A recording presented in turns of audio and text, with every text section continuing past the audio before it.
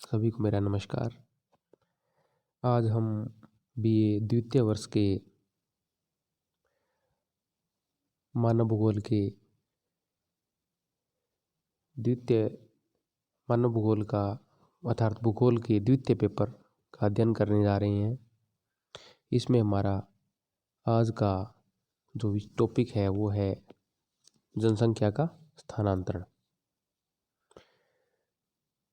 इसमें अगर हम देखें तो व्यक्ति या समुदाय का एक स्थान से दूसरे स्थान की ओर जाने की जो प्रक्रिया है उसको ही प्रवासन कहते हैं। प्राचीन काल से वर्तमान काल तक हम एक परिदृश्य देखें तो विभिन्न प्राकृतिक, सामाजिक, आर्थिक और राजनीतिक कारणों के कारण इनसे प्रभावित होकर एक स्थान विशेष से दूसरे स्थान विशेष की ओर प्रवासन होता रहा है। फ्रेडरिक रेटजेल भूगोलवेता ने ए साइंस ऑफ मूवमेंट इसे नाम दिया। मनुष्य तथा पारस्परिक संबंधों का इतिहास प्राचीन है, लेकिन इन संबंधों को नवीन रूप देने के लिए भूतल पर स्थान सीमित है। इससे रेटजेल ने यह निष्कर्ष निकाला कि भूतल के सहज गम्य भागों की ओर मनुष्य बार बार जाता रहा है और वहाँ के जैविक तथा सांस्कृतिक तत्वों को प्रभावित करता रहा है। प्रवासन एक भौगोलिक घटना है जो प्रत्येक युग में मानव की एक आवश्यकता रही है। जिस प्रकार वनस्पति विज्ञान और जंतु विज्ञान पादपों तथा जंतुओं के विचरण का अध्ययन करते हैं, उसी प्रकार मानव भूगोल लोगों के स्थानांतरण का अध्ययन करता है। ये गति मनुष्य के द्वारा जीवन यापन के लिए कठिन परिस्थितियां प्रस्तुत करने वाले क्षेत्रों को छोड़कर अन्य अच्छे समझे जाने वाले क्षेत्र में जाने की मानवीय प्रवृत्तियों को स्पष्ट करता है। स्थानांतरण या प्रवासन की परिभाषा। संयुक्त राष्ट्र संघ के अनुसार प्रवासन एक प्रकार की भौगोलिक या स्थानिक प्रवासिता है जो एक भौगोलिक इकाई तथा दूसरी भौगोलिक इकाई के मध्य देखने को मिलता है, जिनमें रहने का मूल स्थान अथवा पहुंचने का स्थान दोनों भिन्न है। प्रवासन के दो रूप हैं। किसी स्थान विशेष में रहने वाले मानव एवं मानव समुदाय के द्वारा दूसरे स्थान विशेष में आने की प्रक्रिया को हम दो प्रक्रियाओं का संचालन होता है। इसे ही प्रवासन के प्रकार या रूप कहते हैं। पहला उत्प्रवास अर्थात ई माइग्रेशन, EMIGRATION, जिस स्थान विशेष को छोड़कर कोई व्यक्ति विशेष या मानव समुदाय दूसरे स्थान की ओर प्रवासन कर जाते हैं, उस स्थान विशेष में उनको उत्प्रवासी मनुष्य कहा जाता है। उदाहरणतः अनेक भारतीय अपने परिवार सहित या अकेले श्रीलंका, दक्षिण अफ्रीका, दक्षिणी पूर्वी एशिया के अन्य देशों में जाकर वहां स्थायी रूप से आवासित हो गए हैं। अतः ये लोग भारतीय उत्प्रवासी कहलाते हैं। जिस स्थान से लोग स्थानांतरण करके चले जाते हैं वे लोग उस स्थान विशेष के लिए प्रवासी या उत्प्रवासी हो जाते हैं। दूसरा है आप्रवास, इमाइग्रेशन। किसी भी स्थान या भौगोलिक प्रदेश से लोग स्थानांतरित होकर जिस स्थान विशेष में आकर बस जाते हैं, उस स्थान विशेष में ये लोग आप्रवासी कहलाते हैं। अन्य क्षेत्रों में आकर बसे हुए लोगों को आप्रवासी कहते हैं। उदाहरणार्थ यूरोपीय महाद्वीप के लोग अमेरिका, अफ्रीका, ऑस्ट्रेलिया आदि देशों में आकर बस गए हैं। अतः इन देशों में इनको आप्रवासी कहा जाता है। किसी स्थान से दूसरे क्षेत्रों में जाने वाले उत्प्रवासी तथा अन्य क्षेत्रों से स्थान विशेष में आने वाले आप्रवासी कहलाते हैं। अब मानव प्रवासन के जो पक्ष हैं वो देखते हैं। Aspects of human migration. जनसंख्या के स्थानांतरण का इतिहास काफ़ी प्राचीन है। प्रारंभिक हिमयुग से लेकर आज तक मानव निरंतर प्रवासन करता आ रहा है, लेकिन इसमें विभिन्न समयावधियों में स्थानांतरण करने वालों की संख्या, स्थानांतरित होने की अवधि एवं स्थानांतरण के लिए चुने जाने वाले स्थानों की दूरी में अंतर रहा है। जनसंख्या वृद्धि या ह्रास तथा प्रगति अथवा अवनति की भी प्रवासन में मुख्य भूमिका रही है। रोमन लोगों का यूरोप के उत्तरी भागों में जाना, मध्य एशिया से पूर्वी और दक्षिणी पूर्वी एशिया की ओर प्रवासन, पश्चिमी यूरोपीय लोगों का उत्तरी अमेरिका या ऑस्ट्रेलिया की ओर प्रवासन, आदि कुछ ऐसी घटनाएं हैं जिनसे विश्व के इतिहास प्रभावित हुआ है। अब हम देखें कि मानव जो स्थानांतरण के पक्ष हैं उनमें है क्षेत्र। क्षेत्र के अंतर्गत हम एक तो मान सकते हैं अंतर महाद्वीपीय अर्थात इंटरकॉन्टिनेंटल, एक ही महाद्वीप के अंदर, और दूसरा है अंतर्राष्ट्रीय अर्थात दो देशों के मध्य, अंतर्राज्यीय दो राज्यों के मध्य, और स्थानीय अर्थात एक जिले से दूसरा स्थान की ओर प्रवसन। दूसरा है संख्या के आधार पर, इसे हम 3 भागों में बांटा, लार्ज स्केल, मॉडरेट या मीडियम स्केल, और माइनर या अल्प संख्यक। तीसरा है समय, एक होता है स्थायी और एक होता है अस्थायी। अस्थायी को भी 2 भागों में बांटा, दीर्घकालीन और सामयिक अर्थात पीरियोडिक, मौसमी या दैनिक। चौथा है कारण, स्थानांतरण का कारण अर्थात प्राकृतिक कारण। प्राकृतिक कारण कुछ भी हो सकते हैं, जलवायु परिवर्तन, बाढ़ व नदी मार्ग परिवर्तन, ज्वालामुखी या भूकंप या सूखा। दूसरा है आर्थिक कारण, रोजगार आदि के लिए। सामाजिक सांस्कृतिक कारण, उनमें आता है धर्म का प्रसार, आत्मिक शांति की खोज और स्वास्थ्यवर्धक स्थानों पर बसने की इच्छा। और फिर है राजनीतिक कारण, इनमें आक्रमण, उपनिवेशवाद या बलात् स्थानांतरण। अब मानव प्रवसन के कारण जो हम प्राकृतिक कारण देखते हैं, पहला उनमें आता है कि कई बार क्या होता है कि जलवायु की विभिन्न दशाओं में परिवर्तन होता है, जैसे बाढ़, सूखा, ज्वालामुखी, उद्गार, भूकंप। इनके घटने बढ़ने के कारण मिट्टी के उपजाऊपन कम होना, समुद्र तटों का उन्मज्जन और निमज्जन आदि के कारण, जिस तरह ग्रिफिथ टेलर ने कहा है कि सभी प्रजातियों का उद्गम स्थल मध्य एशिया है, जहाँ से विभिन्न प्रजातियों के लोग जलवायु परिवर्तन के कारण विश्व के विभिन्न भागों में स्थानांतरण कर गए। मध्यकाल के समय शुष्कता के बढ़ने के कारण एशिया के मध्यवर्ती भाग से विभिन्न जातियों के आक्रमणकारी पश्चिमी एशिया, यूरोप एवं चीन तथा भारत की ओर स्थानांतरण कर गए।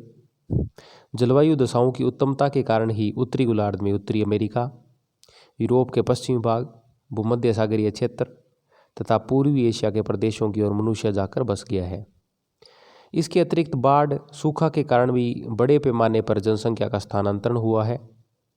भारत में कोसी नदी, चीन की हांग हो नदी आदि में वर्षा काल के समय भयंकर बाढ़ आती है, अतः इसके मैदानी भागों से जनसंख्या अन्य सुरक्षित क्षेत्रों की ओर प्रवसन कर जाती है। पर्वतीय क्षेत्रों में रहने वाले लोग मौसम परिवर्तन के साथ पलायन करते हैं, इसे मौसमी प्रवसन या ऋतु प्रवास भी कहते हैं। शीतकाल में ये लोग अपने पालतू जानवरों सहित पर्वतीय ऊंचे भागों से नीचे घाटियों और मैदानी भागों की ओर प्रवसन कर जाते हैं। आर्थिक कारक, मनुष्य के जीवन निर्वाह के लिए उत्तम जलवायु दशाओं के बाद प्रमुख आवश्यकता जीवन यापन हेतु आर्थिक क्रियाओं की रही, अतः मनुष्य अधिकांशतः उन क्षेत्रों में रहना पसंद करता है जहां आर्थिक कारक इसकी जीवनचर्या हेतु पर्याप्त हो। सामाजिक सांस्कृतिक कारण, जैसे मनुष्य के एक स्थान से दूसरे स्थान की ओर प्रवासित होने में सामाजिक प्रथाएं, मान्यताएं आदि थी। जिस तरह से 17वीं शताब्दी में हागनार लोग फ्रांस से प्रवासित होकर इंग्लैंड, बेल्जियम में तथा यहूदी जर्मनी तथा मिस्र में स्थानांतरण कर गए। 1947 में भारत पाक विभाजन के समय हिंदू मुसलमानों का अपने अपने देश की ओर स्थानांतरण में लगभग 73 लाख हिंदू पाकिस्तान से भारत तथा 67 लाख मुस्लिम भारत से पाकिस्तान में स्थानांतरित हुए थे। यूनान तथा तुर्की के मध्य धार्मिक कारणों से ही बड़े पैमाने पर स्थानांतरण हुआ। विभिन्न देशों के लोग अपने धार्मिक उपदेशों के प्रचार के लिए अलग अलग देशों में गए। 5वीं शताब्दी ईसा पूर्व से 5वीं शताब्दी ईसा पश्चात तक भारत से विभिन्न धर्मों के लोग भारत के पड़ोसी देशों में अपने धर्म प्रचार के लिए गए। कुमारी सैंपुल ने तो लिखा है कि लंबी शताब्दियों तक होने वाले ये मानव स्थानांतरण केवल धार्मिक और आध्यात्मिक विचारों द्वारा प्रभावित एवं संचालित थे। अब किंग्सले डेविस जो उन्होंने विद्वान ने लिखा कि भारत में विवाह के कारण स्त्रियों के प्रवसन की मात्रा अति उच्च है, जबकि भारतीय जनता की गतिशीलता कम पाई जाती है। फिर है राजनीतिक कारण।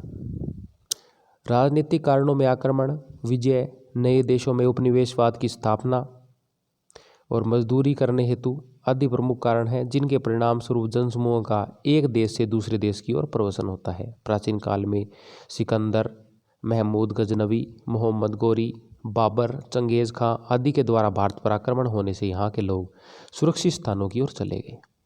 इसके अतिरिक्त इन आक्रमणकारियों के साथ आए लोग भी बाद में यहीं बस गए। यूरोपीय महाद्वीप के विभिन्न देशों में अपने उपनिवेश बनाने हेतु बड़ी संख्या में लोगों को इन देशों में भेजा। उनमें से कई परिवार बाद में इन देशों में ही स्थायी रूप से रहने लगे। इसी प्रकार सारांशतः हम यह कह सकते हैं कि मनुष्य हमेशा गतिशील रहा है, कभी राजनीतिक कारण से तो दूसरे आर्थिक साधनों की प्रचुरता से आकर्षित होकर हमेशा एक स्थान से दूसरे स्थान की ओर प्रवासित होता रहा है। कुछ देशों की नीति, जैसे ऑस्ट्रेलिया की श्वेत नीति के कारण वहाँ केवल गोरे लोग ही जाकर रह सकते हैं। स्थानांतरण में राजनीतिक कारण प्रमुख भी रहा है।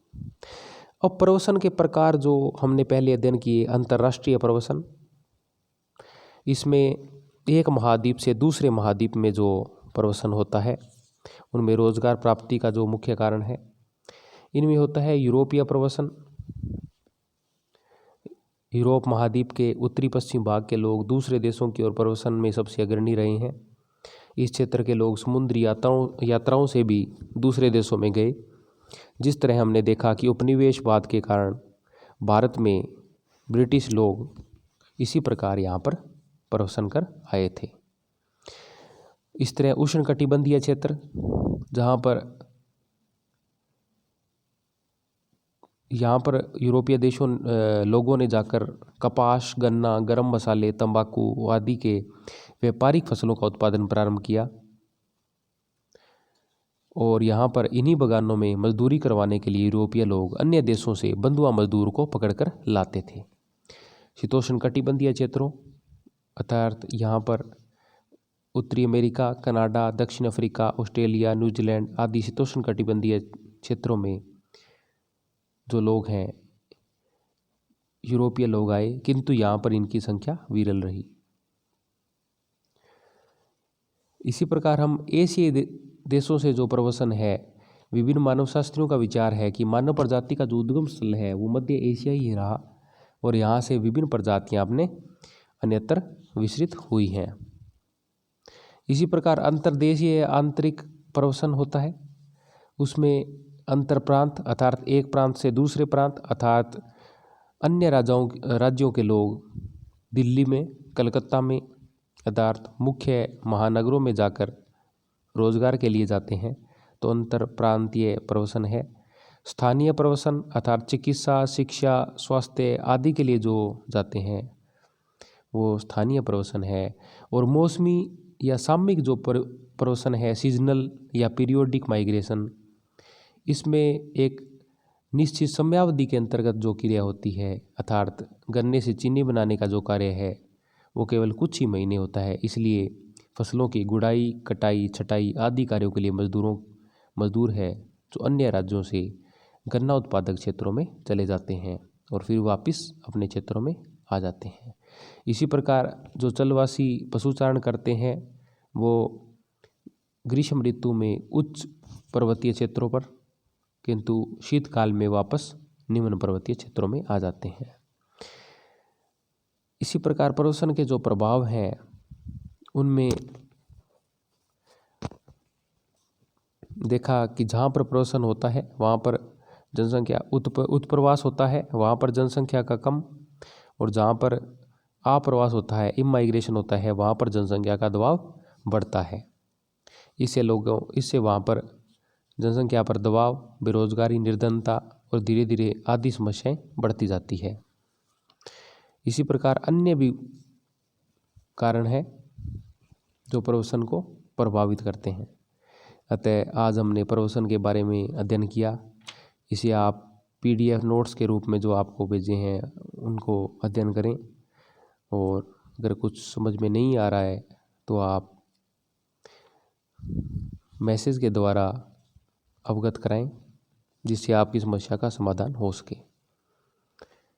धन्यवाद।